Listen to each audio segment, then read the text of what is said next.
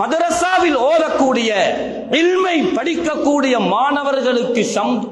மாணவர்களுக்கு செலவழித்தால் அல்லாஹ் நினையாத புறத்திலிருந்து ரிஸ்கை தருவானாம். நபியுடைய காலத்தில் 2 சகோதரர்கள் இருந்தார்கள்.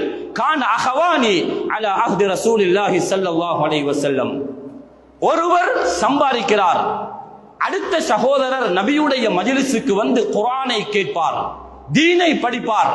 சம்பாதிக்கக்கூடிய சகோதரர் வந்து முறைப்பாடு செய்தார், யா ரசூலல்லாஹ், என்னுடைய தொழிலுக்கு இவர் உதவி செய்கிறார் இல்ல, இவர் எத நேரம் இல்ம படிக்கிறார், உங்களுடைய மஜ்லிஸுக்கு வந்து உட்கார்றார், சகோதரன் என்ற அடிப்படையில் சம்பாத்தியத்தில் எனக்கு உதவி செய்கிறார் இல்ல என்று முறைப்பாடு செய்ய ஸல்லல்லாஹு அலைஹி வஸல்லம் சொன்னார்கள், அவரை ஓத விடுங்கள், அவருடைய செலவீனத்தை நீங்கள் பொறுப்படுங்கள், லஅல்லக துர்ஸகு பிஹி, நீங்கள் ரிஸ்க் அளிக்கப்படுவீர்கள்.